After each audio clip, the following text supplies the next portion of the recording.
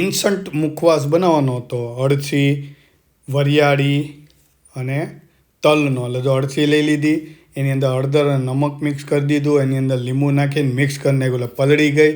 હવે આને શેકી લીધી, પલળી ગઈ ને પછી મસ્ત શેકાઈ ગઈ એટલે કરકરી જ થઈ જાય. પછી વારો લીધો તલનો, તલની અંદર નમક નાખી દીધું, પછી નાખી દીધી હળદર અને પાણીના છાંટ મારીને એને બી પલાળ્યા. ફૂલ નહીં પલાળવાના, આમને પલળે ને એ રીતે પલાળીને પછી એને શેકવા મૂકી દીધા.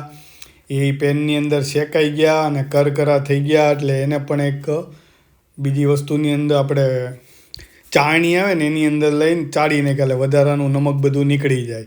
એ ચડાઈ ગયા, પછી એને મૂકી દીધા સાઈડમાં. પછી લઈ લીધી હતી અમે વરિયાળી. વરિયાળીમાં એમ જ કર્યું, થોડું પાણી નાખીને, બહુ નહીં, આમ તો વધીને 4-5 ચમચી એટલું પાણી નાખીને પલળે એ રીતે મિક્સ, એકદમ પાણી બહાર ના નીતરે ને એ રીતે. પછી એને પણ અમે શેકી નાખી, એ પણ શેકાઈ ગઈ, મસ્ત કરકરી શેકાઈ ગઈ. ત્રણેય વસ્તુ વરિયાળી, અળસી અને તલ ત્રણેયને કરી નાખ્યું મિક્સ.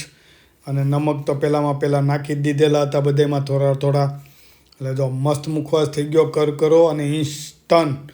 એટલે ઝડપી રેડી થઈ જાય છે. ન કોઈ સૂકવવાનું, ન કાંઈ પલાળવાનું ઝંઝટ, ને બને છે પણ મસ્ત. ટ્રાય કરજો જરૂરથી.